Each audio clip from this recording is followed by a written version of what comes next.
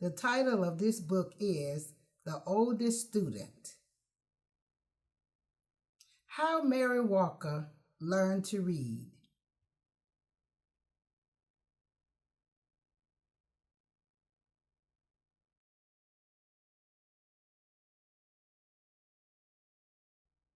Written by Rita Lorraine Hubbard and Ogay Mara.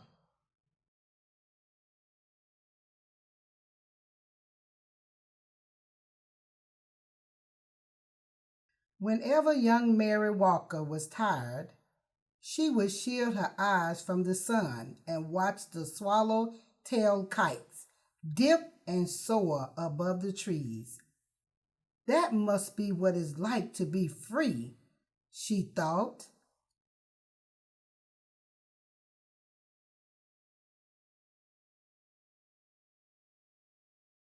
But Mary didn't watch for long. Even at only 8 years old, she knew the first rule of the Union Springs, Alabama plantation she lived on: keep working.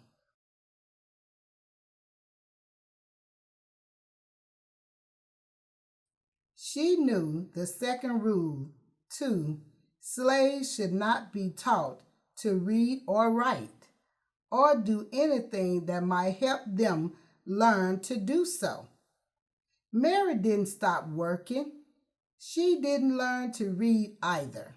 But at the end of each long day picking cotton, toting water to Papa and the other slaves who chopped wood for the train tracks, or helping Mama clean the big house, she would lie in her little bed next to the crumbling fireplace and think about those birds.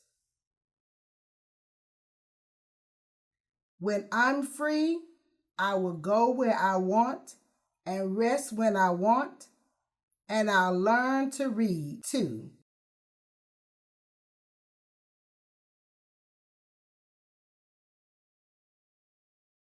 When she was 15, it happened. Mary and her mother, brothers, and sister were free. The Emancipation Proclamation said so.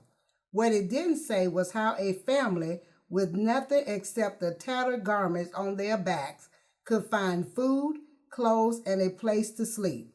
Mary's father had died, and the family was on its own. Freedom Road to Freedom Road, across fields and through woods, ex-slaves surged like waves crashing hard to shore.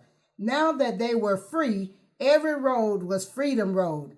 Many headed north and west and every which way, searching for long-lost family members or simply experiencing the wonder of being free.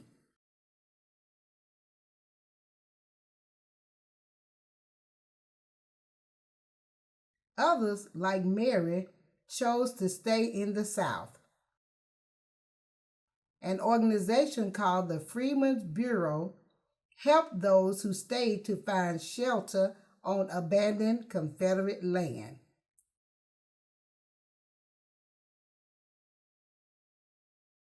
Mary and her family settled in a one-room cabin, and for the next few years, she worked alongside her mama to help feed her siblings. 7 days a week, she churned butter, cleaned houses, and cared for other folks' children. The hours were long, and if Mary was thirsty or hungry or needed to use the outhouse, she had to wait until she got home. At week's end, she would offer Mama the one lonely quarter she had earned.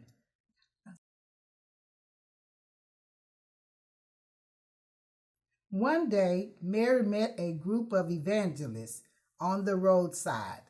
A woman with soft wrinkles in her kindly face placed a big, beautiful Bible in Mary's hands and told her, Your civil rights are in these pages. Mary didn't know what civil rights were. She only knew that top to bottom, front to back, that book was filled with words. I'm going to learn to read those words, she vowed, but not today. Today there was work to be done. And tomorrow too. When Mary got married, she and her husband worked as sharecroppers, renting someone else's house, using someone else's tools, and planting someone else's seed to farm land they would never own. After they harvested the crops, almost all the money they earned went to pay for housing, tool, and seed costs.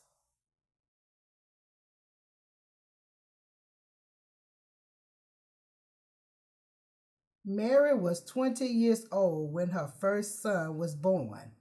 She opened her Bible and marveled at the squiggles inside. There had been no time to learn to read.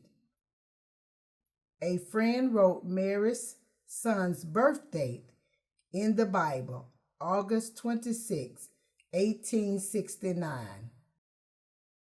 Then Mary dipped a pen into an inkwell and made her mark beside it.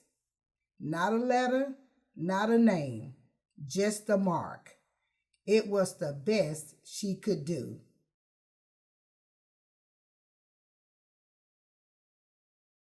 One day, Mary's husband died. She married again, and a second son was born. Then a third. Mary made marks for these sons, too. Now she had 3 growing boys. More money, that's what we need, Mary thought.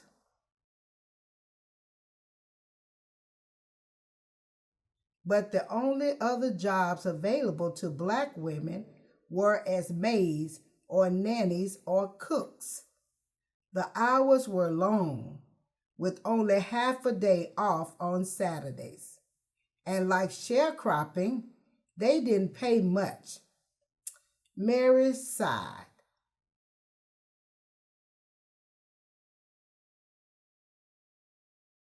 Words would have to wait. For the next 4 decades, Mary sharecropped and did odd jobs to help support her family. In 1917, Mary's family moved to the little city of Chattanooga, Tennessee. It was the year of Chattanooga's Great Flood. The story was in all the newspapers, but Mary could only study the pictures to understand what had happened.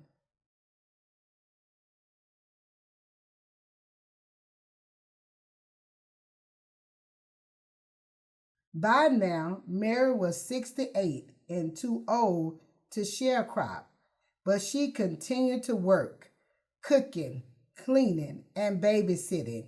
She also fried fish, baked cakes, and sold sandwiches to raise money for her church.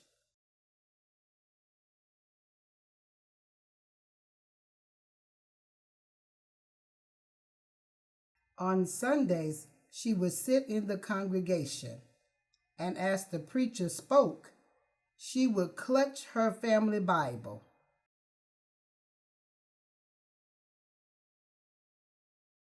The Bible she still couldn't read.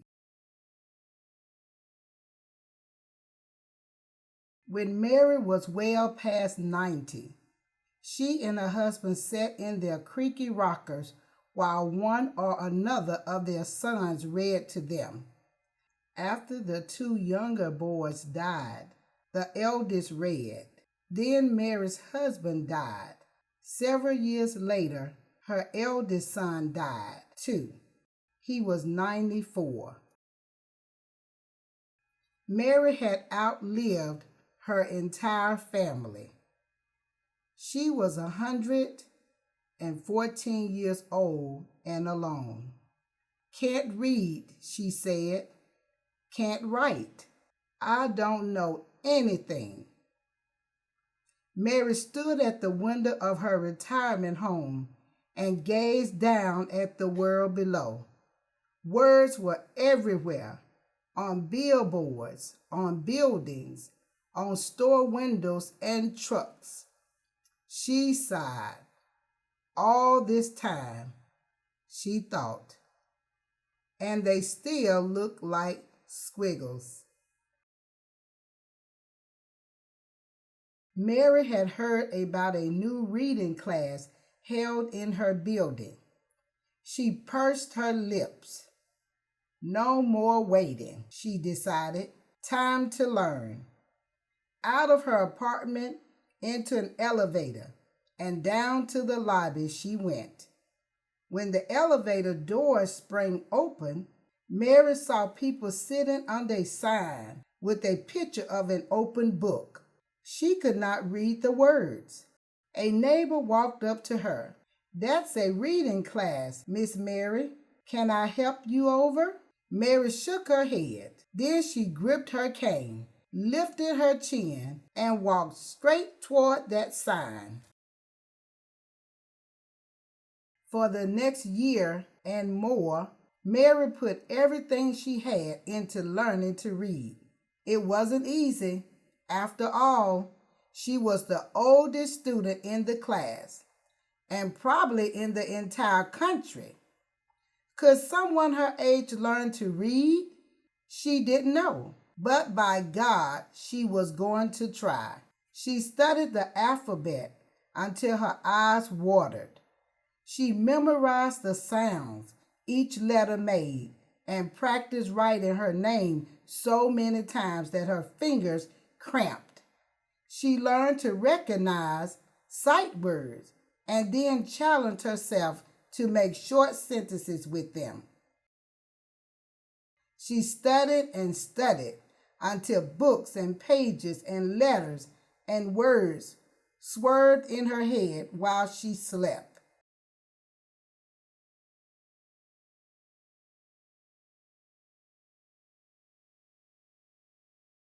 One fine day, Mary's hard work paid off. She could read. Word of her accomplishment traveled, and people everywhere celebrated with her. Chattanooga's mayor, newspaper journalists across the country, and a man from the U.S. Department of Education who said, "Miss Mary Walker, I pronounce you the nation's oldest student," all shared her joy. Mary felt complete. She still missed her sons. But whenever she was lonely, she read from her Bible or looked out her window and read the words in the street below. From then on, Chattanoogans honored Mary's achievement with yearly birthday parties. In 1966, President Lyndon B. Johnson sent well wishes on Mary's 118th birthday. And in 1969, President Richard Nixon did the same. Mary was now 121 years old.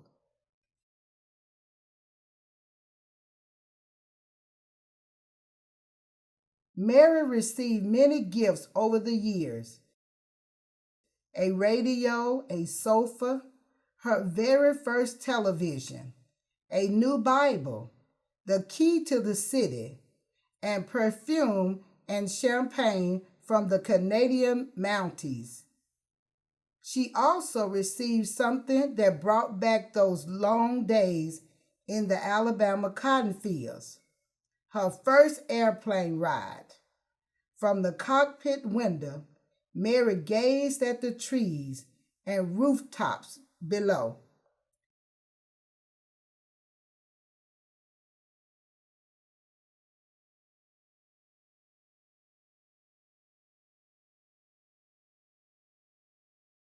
No different than a horse and buggy ride, she joked, but she knew it was. As the airplane dipped and soared like those swallow-tailed kites of long ago, Mary decided that flying was a lot like reading. They both made a body feel as free as a bird.